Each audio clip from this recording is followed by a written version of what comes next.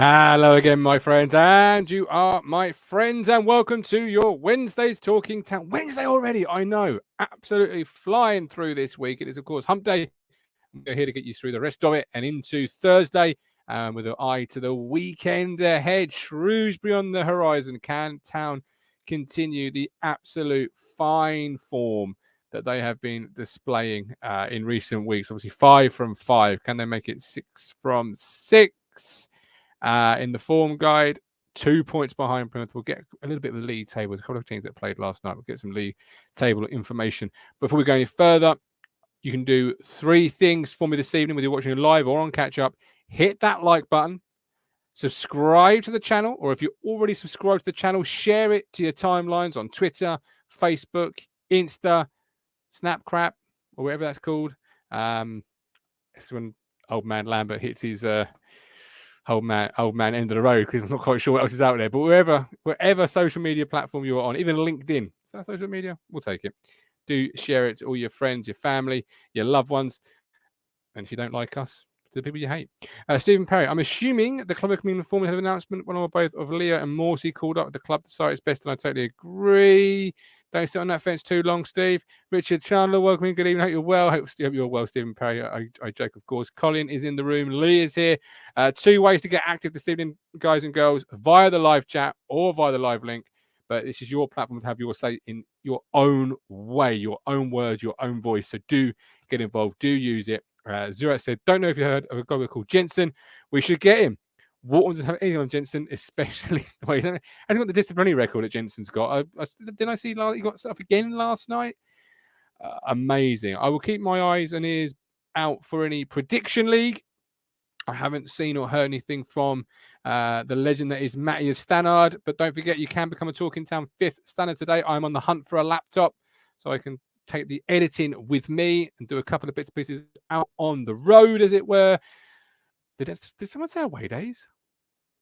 Don't know. Watch this space. But yeah, on the hunt for a laptop. But so if you can support the platform, and I know many of you already do, and I'm hugely, hugely grateful to every single supporter we've got off the platform. But if you can become a patron, if you can support the platform by contributing a little bit of money per month, then please do so. Hit the join button on YouTube or head to the Ko-Fi link in the chat now, kofi.com/TTcrew, and become a Talking Town 5th Standard today and get access to the Discord, which I did venture in for the first time in a couple of weeks. It was like venturing into the Wild West. The early days of the internet where there's no moderation because I'm supposed to be the moderator. But anyway, so yes, do get access to ITFC chat 24/7 with Richard and Matt there as well. Before we go any further, we should start with some sad news coming out this evening. John Kerr, MBE, sadly passed away. This is from the ITFC.co.uk website. I'll just read it very briefly for those that are listening on audio platforms. He contributed a huge amount to the football club and was held in high regard on the road. The club was saddened to learn of the passing former chairman John Kerr, MBE, earlier today. John, who was born in November 1939 and first became a board member in 1983, took over as town chairman in 91 following Patrick Cole's decision to stand down. He held the role for Blues' inaugural season in the Premier League before being replaced as chairman by David Sheepshanks in 1995.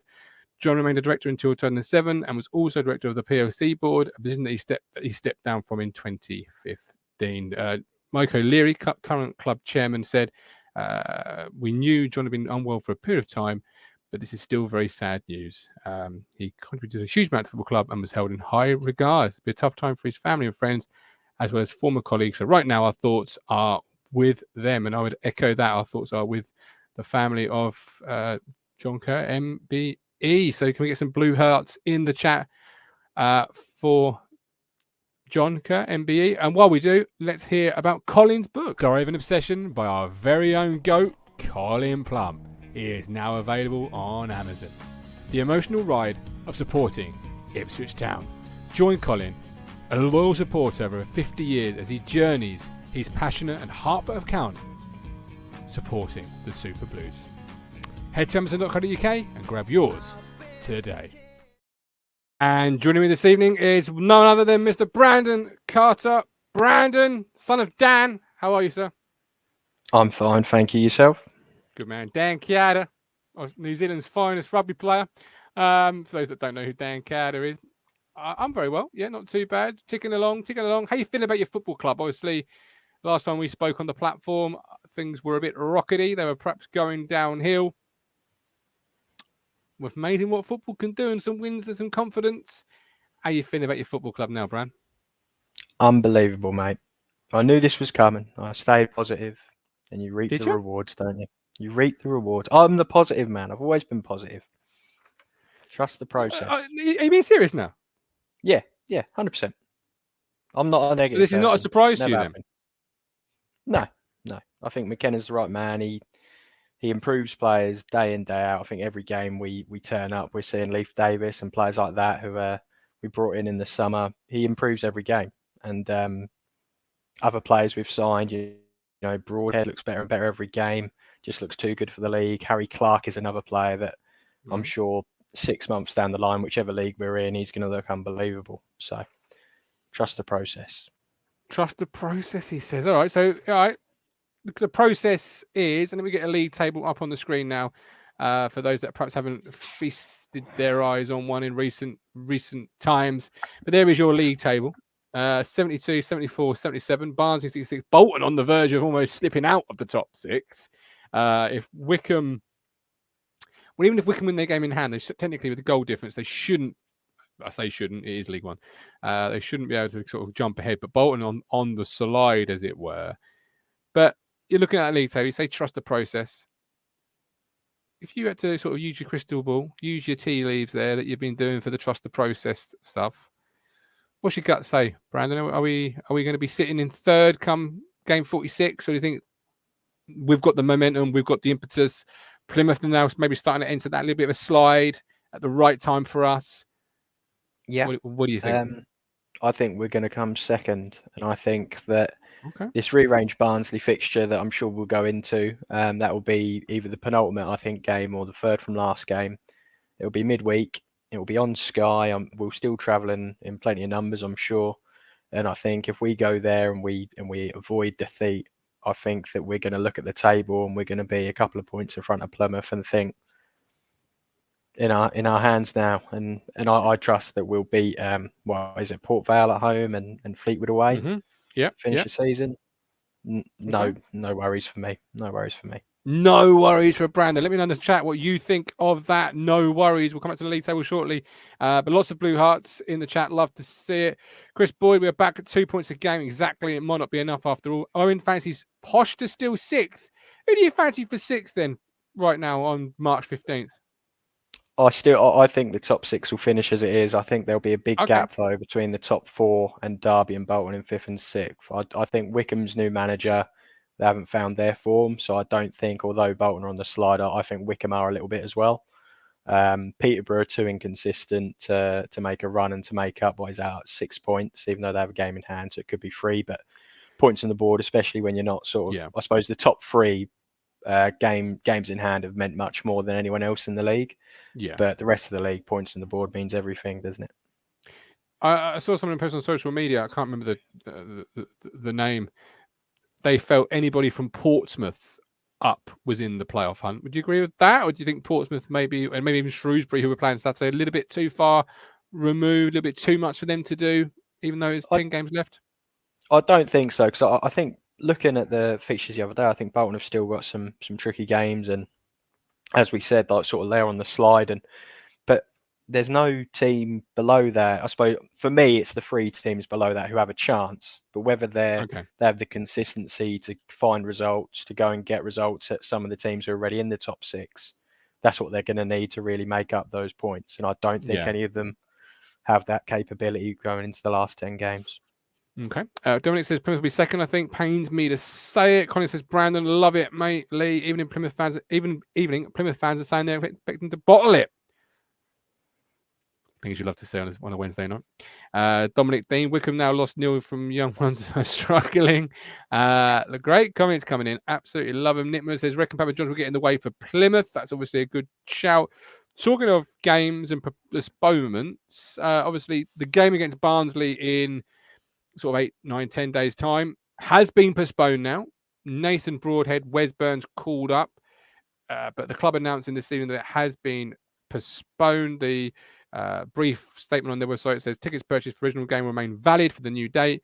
Town's scheduled away fixture against Barnsley on 20th of March, has been postponed due to the Blues' international call-ups. This split opinion on social media through the week, and I'd love to hear our chat's opinion as we do this live of whether it's the right. It's been done now. Whether it's the right thing to have done, or whether you personally, if you had a say in it, would you have played the fixture? Would you have carried it on? Would you said it's a squad game? All of these things. How do you feel about it this evening, Brandon? Obviously, the game's been called off already, so that's done and dusted. But how do you feel about it? Right decision, wrong decision, squad game? 100%. Where are you on it? 100% the right decision for me. All right. I think if you look at it, this game against Barnsley is a 6-pointer with how they're doing at the top. If we want to get in the top 2, which obviously we do, it's a game that we mustn't be losing. And if we take away Broadhead and Burns, you're taking away 2 of the most sort of outside of Chaplin. I think them 2 are probably at the moment the most important players going forward. Obviously, Burns blows hot and cold a lot of the time, but big game Burns always pops up with some sort of goal contribution against teams in the top 6. And I also think, as I said, that the date where it's going to be rescheduled in for, I think will also benefit us in the case of we've got Derby and we've got Shrewsbury this week that aren't gimmies, but we can get some more wins on the board and we have a clearer outlook come playing Barnsley with 2 games to go after them on whether second is realistic if Plymouth are falling off.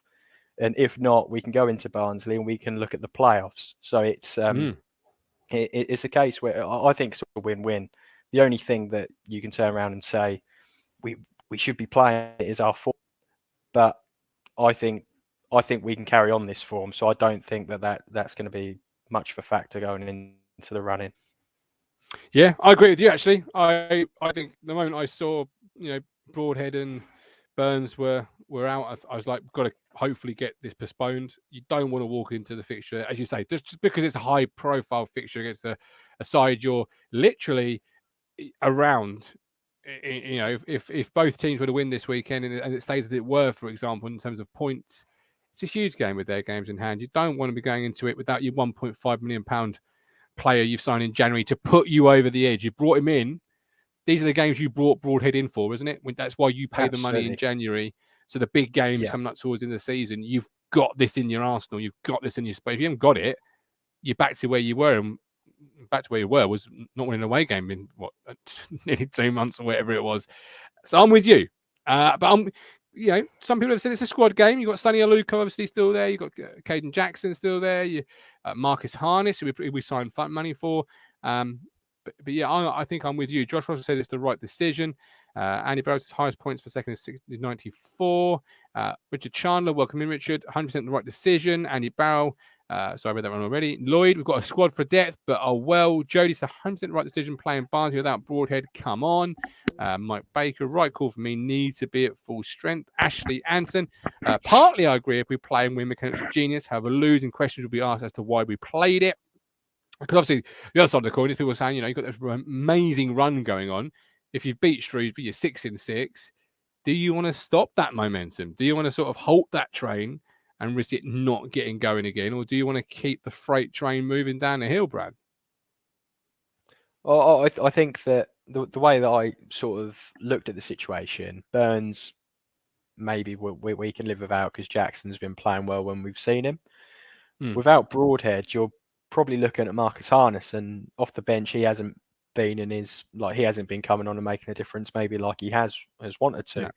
Obviously we've seen at Bolton he missed a chance. He had a couple of chances a couple of weeks ago at Portman Road, and he hasn't been taking it off the bench, and Broadhead's really made that spot his own, and I think the way that he plays it is a little bit different to Harness. I think he does get a bit closer to the striker and a bit closer to Chaplin. So I think at the start of the season you never really saw Chaplin and Harness linking with each other. It was always Chaplin and Burns or Harness and the striker.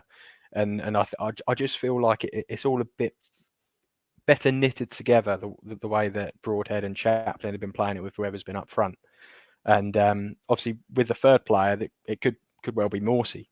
And if we told anyone a couple of weeks ago, when we go away to Barnsley, Morsey's going to be suspended, Broadhead's going to have a knock, and Wes Burns isn't going to be in the squad. I think everyone will be shit. Rightfully so.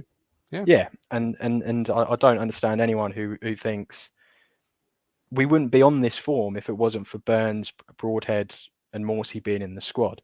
I personally hope that it's Greg Lee who's the third player and not Morsey, because I don't really want my captain going to play 2 games or travelling to and from Africa for across a week and coming back and trying to get straight back down to business for the town. No, so I would be my second choice left back than my captain. Yeah, I agree with that. Dominic Dean, they're definitely right to call it off. We play with our strongest squad if we lose a string team.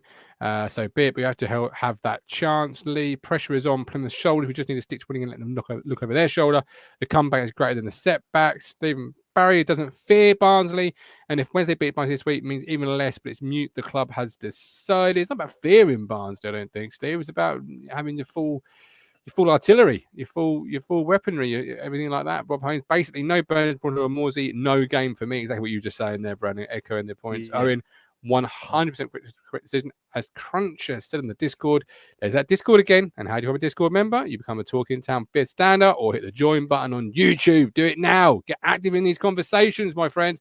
But Owen says a 100% correct decision. As Cruncher said in the Discord, we need our best players, especially against Barnsley. Rob Holmes, we need to give ourselves the best possible chance, and that means going to Oakwell, the full squad, not messing up the season over a bloody international match. Now, this weekend, obviously, we play Shrewsbury. The referee for this weekend, Brandon, is Oliver Yates. Now, the statistics I pulled up on Mr. Oliver Yates, apparently he's had 28 games, 110 yellows, 1 red, which is about 3.9 cards a game, average, there or thereabouts.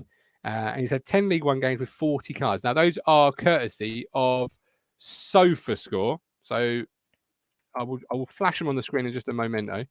So you can definitely see what I've just said there is what the screen is telling me. His last town game that he refereed was Ipswich Town 2, Peterborough 1. The game back in October. Do you remember that game, Brandon? I do. You do? Yeah. Do you really? Yeah, Connor Chaplin at the double, wasn't it? Yeah, I think it was. Peterborough didn't do much. I think the only thing that made me think Peterborough were decent was Clark Harris hitting the crossbar from a free kick from about 35 yards out. Yeah, that's right. Yeah, that's right. He gave a free kick there, didn't he? Yeah. Yeah, so that's that there. Look, there. Let me try and make that a little bit bigger so you can see it at home.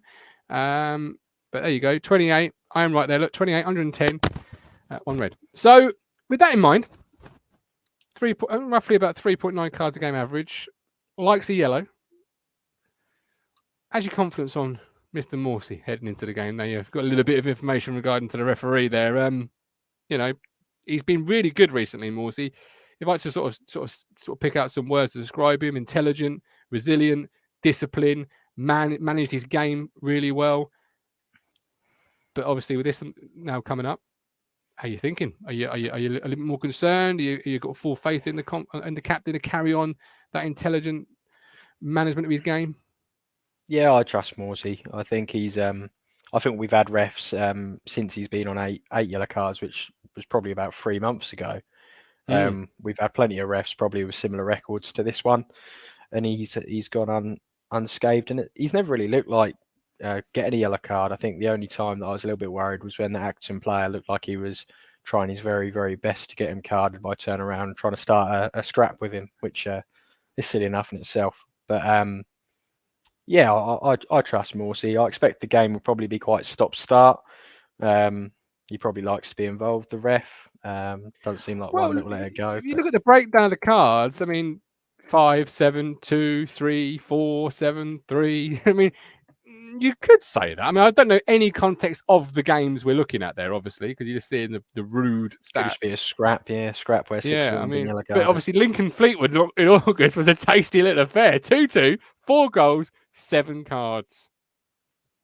I think I see a lot when I see the stats for some of the refs in League One. A lot of them seem to give out a lot of yellow cards, but very, very few red cards. I think the female ref we had when we went away to MK Dons, for all the games that she had managed or sorry, refed in across the EFL, she'd given out quite a lot of yellow cards, probably the same sort of around 3 yellow cards, 4 yellow cards a game, but she hadn't given a red card in men's football.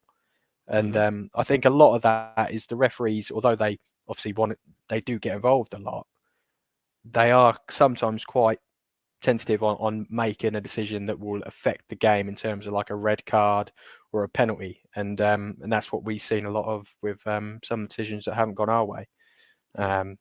So yeah, it'll be the same as we always have it. I'm sure he'll give some quirky free kicks. He'll probably be pointless and One not let us penalty take all year free he's kick. given away. Apparently, he's given all year apparently, and that was recently. Well, there you go. Just to put you in there, the only penalty he's given this season, according to these stats, came in February the 14th, Valentine's Day. Was obviously sharing the love. Newport County versus Stevenage. So Lovely not stuff. one to give many penalties, only the one red card later on at Northampton. Was it Aaron Drenny sent off? I can only hope. I hope so. Great comment here from Rob in the chat. Morsey's last game, Trisket ban against Shrewsbury. He feels Luongo has helped him out doing some of the dirty work. How have you felt Massimo's sort of coming and contributing? How have you seen his performances over the last couple of weeks? I think exactly that. The way that we set up, I think we want the rest of our wide players and our 210s to have the freedom to go forward. So you are relying a lot on when the play breaks down, and I suppose in transition when we've lost the ball, you're relying really heavily on those two in midfield to have, you know, a bit of bite about them to go and win the ball, or if not, at least hold up play. And I think that's where Cameron Humphreys has a little bit more to develop. Obviously, he's quite lean. He hasn't really got much on him at the moment to go and make a tackle, although we've seen him make a tackle before, but it's not his game off the ball. I think Cameron Humphreys is much better when we're on the ball than Luongo. He's a little bit more creative. But at the moment, we have enough creative players going forward that we just want those centre midfielders to hold their position if they're not involved in the attack, and just break up play whenever the other teams try and counter attack on us, which is often how they play, isn't it? It's a low block, as you say. They'll put 10 players behind the ball, but as soon as they get that ball, they want to break. And having Luongo in there, that's really stopped that. Whether he gives away a foul or he goes and wins the ball back, he's been perfect at just stopping the other team playing. Yeah, absolutely. So I'm just putting a pin on solo because Dominic Dean, Brandon, you've got a lot of sense, genuinely. And I just thought that'd make a great little video for your intro when I do it eventually. There you go. There you go. Any nice words back to Dominic Dean there, Brandon? You want to how much you want to pay? No, Dom, I know. You're talking sense by saying I'm talking sense. It all makes sense. That's what I'll say. Owen, Luongo's class at this level in the middle of the park. Very smart addition by McKenna. Curate. With Luongo from the start of the season, we would be top.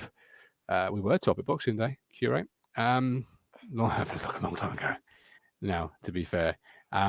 Brilliant. Right, so Shrewsbury up next. They are sat in 9th. They are still in the playoff hunt, as we discussed earlier. Their last 5 2 wins, 2 losses, 1 draw, 55 points. They played last night, I believe. Yeah, they did. They won 3-1 from memory. Was it 3-1 against Moore? Was it last night or was it the weekend? One of the two. I think that was possibly last night. Yeah, I saw more. Their last game, they won 3-1. That's the most important thing we need to know. Their top goal scorer is Luke Lear, left wing back with 11. Then Tom Bayliss with 7. He's a midfield player. And their lineup, Brandon, at a 3-4-1-2 formation.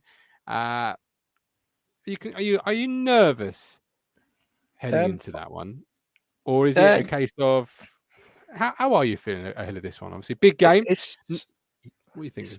It's a bit of a yes and a no. I am going to sit on the fence a little bit with this one. I'm not worried about them coming forward. I think the way that Steve Crotchell has them set up is they're quite hard to beat.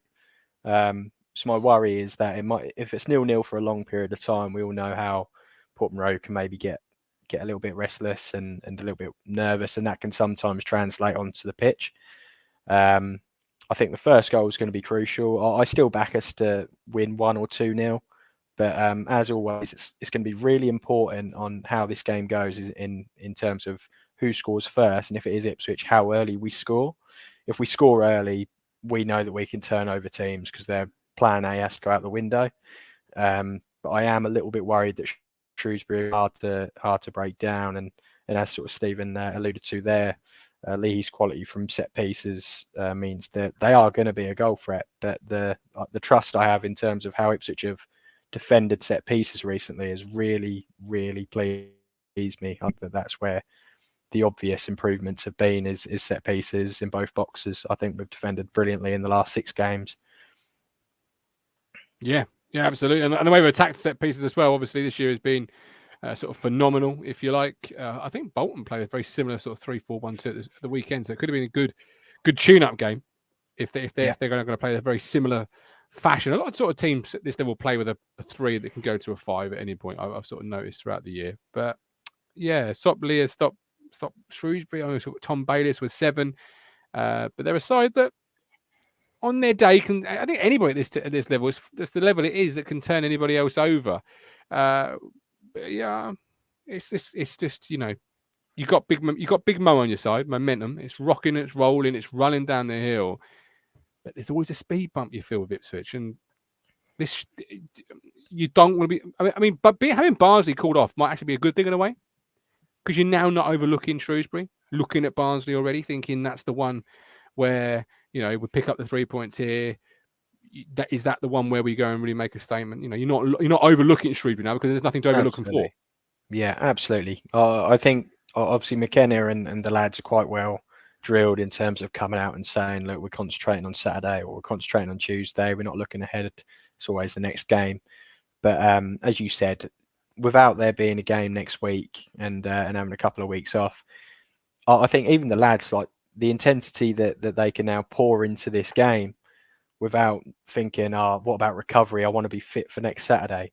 Just give it everything. Maybe we can, the scripted substitutions, we can hold off for an extra 10 minutes and give it an extra 10 minutes to our preferred starting 11. Broadhead, if he's struggling with whatever, play that extra 10 minutes. I know that he's going away international break, but obviously Ipswich comes first, and that's how McKenna's going to be looking at it. But just go for it. Just throw everything at it. If it is a game where they're hard to break down, just give that extra 5-10% that you have, knowing that you have a couple of weeks off and a couple of days rest, I'm sure. Absolutely. We've got Craig at Portsmouth looking forward to another big crowd on Saturday. I mean, Griffiths agreed. Dom, Shrewsbury, some of their parts team, not individually classed, but they'll work well as a team. That being said, Owen expects a Town victory. Now, this was your lineup against Bolton. Walton, Clark, Wolfenden, Burgess, Davis, Morsey, Luongo, Burns, Chaplin, Broadhead, Hurst. That was your team for the last Ipswich Town versus Ipswich Town fixture. How many changes are you expecting? And this is a more of a 3, 4, 5 part question. So we'll start with the first part. Would you make not that you're expecting? What would you, if you were the man in charge, Brandon? Would you make any changes from Bolton to Saturday? No. Okay, perfect. Nice answer. Nice and short. Love it. Straight to the point. No. How many changes are you expecting, knowing McKenna, from Bolton to Shrewsbury? 1. What? Ooh, okie dokie. Only the 1.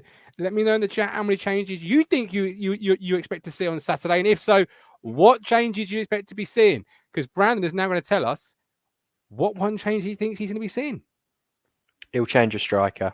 I think he'll put the Dapo back in, and I don't really mind that. I just think that we've possibly just seen Hurst's best performance by quite a long way against a good Bolton team, against arguably one of the better centre backs in this league, in Santos, and he gave him a proper game. I know that Hurst probably came around with a couple of kicks, but playing that well against centre backs like that, Shrewsbury have got Che Dunkley. He could easily do a job like he did against Santos against Che Dunkley. But the Dapo, whenever the Dapo's played, he's done really well as well. So I think we're quite lucky to have. Who do you prefer? 2 very good strikers.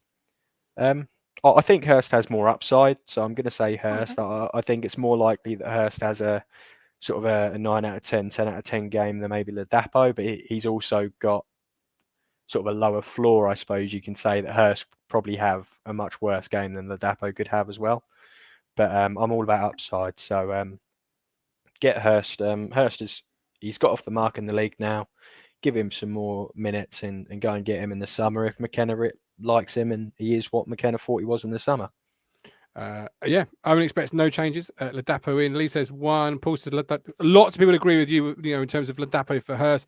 Going to throw a few out there at you in terms of what we've seen recently and changing why you wouldn't be making that change or don't expect to see that change. I'll start with Dom Dean's comment, as that's the first one I've written down on my bit of paper.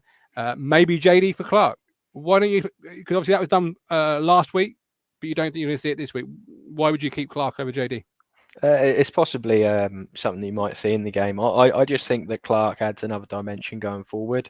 It's all about playing your best team, and with a week to recover, there's no reason why Clark shouldn't be ready to play or provisionally play in 90 minutes.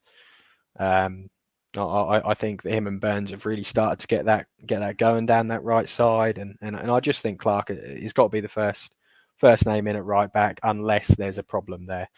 I think that when we last saw JD start a game against Accrington, I thought that was more so a case of trying to make sure that if Leaf, who got a knock on the Saturday, wasn't able to play, then we had Clark to come on to play 30 minutes rather than Clark play 60 minutes on the right side and then have to adapt to play on the left side. Yeah.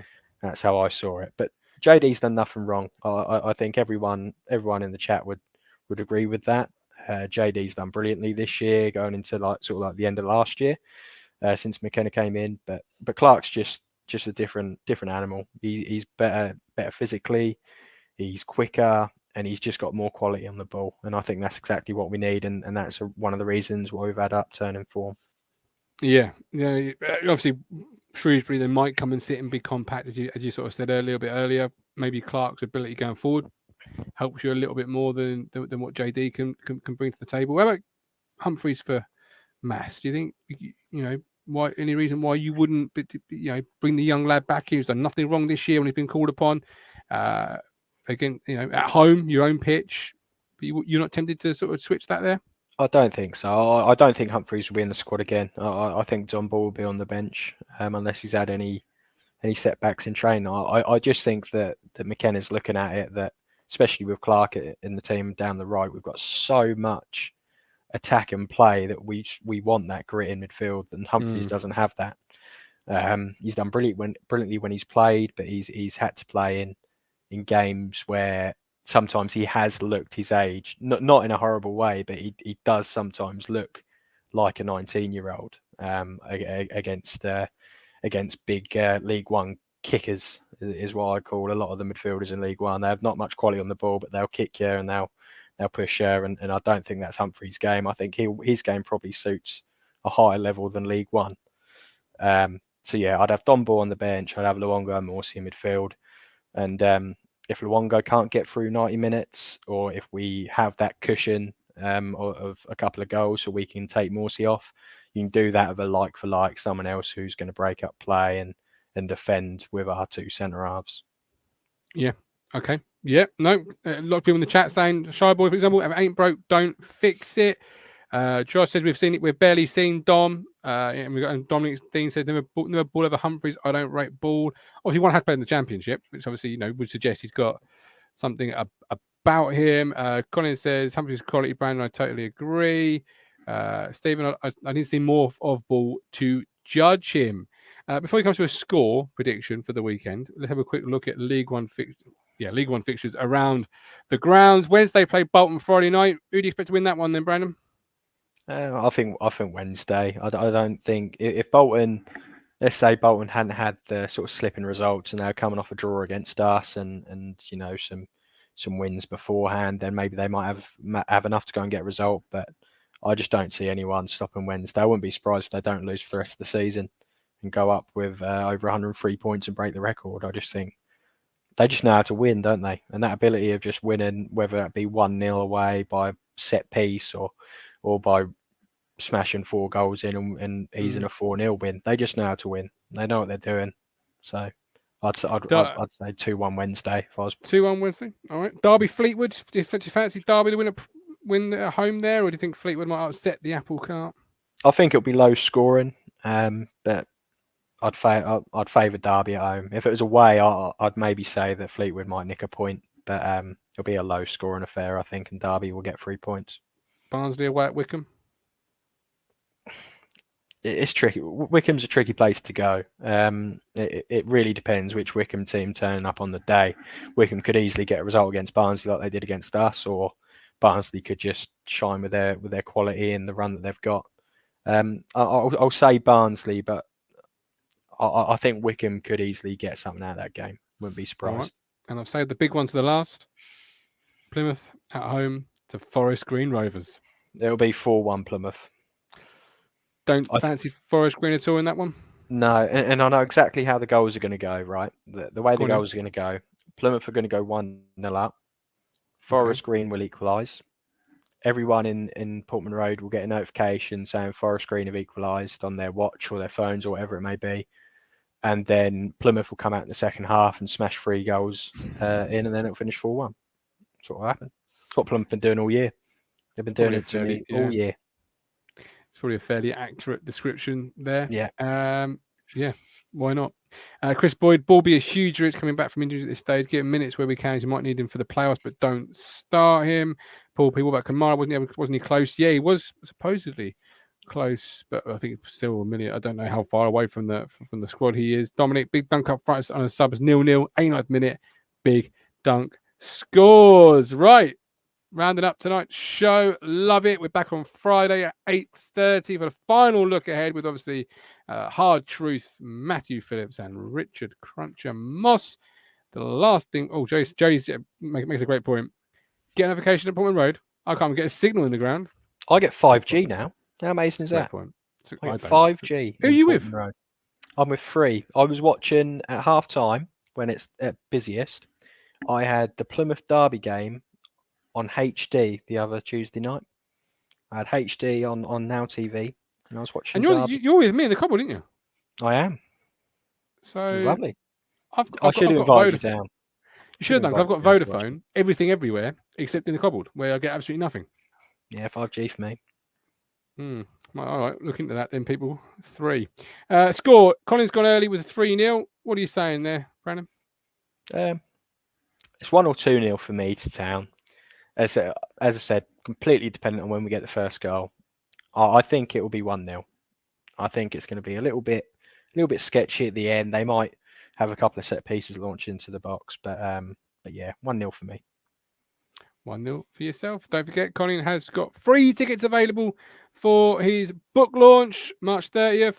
Seba Wilson Sweet. Get in touch with Cruncher on social media or either comment on the videos asking where you can get access to them, but do get involved. Do support a local fan who's done a great little passion number with the book. Stephen says 3-1. Rob Holmes says 3-1. Josh says 2-1.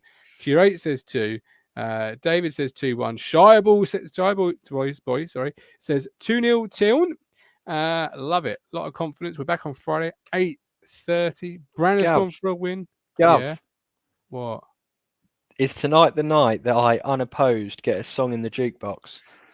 Is it that night? It's the night you put forward a song to go forward to a triple threat on Friday night's show. Because I'm not going to put one of your bad numbers into the jukebox. All of my songs. What is the song? What is the song? What is the song? It's Feel Good Inc. by the Gorillaz. Oh, that's in. Because we're all feeling good right now. As I'm sort of, Triple H chief CEO, COO, or whatever the title is here right now. I'm the booker. There's no triple threat for you, player. You're going straight in to the hall of the jukebox. Feel Good Inc. Gorillaz. Love a bit of that. What a tune! But we're done. Hit the like button on YouTube. We've got 33 there at the moment. We can smash the life out of that whether you watch this live or not. Hit subscribe, share to your friends, become a 5th Standard today, support the platform, help me in getting a laptop so I can get out on the road. Possible away days, who knows? Shh, don't tell the wife. But we're back on Friday at 8:30 with love, with care. That's Dan Carter. I'm the Gov.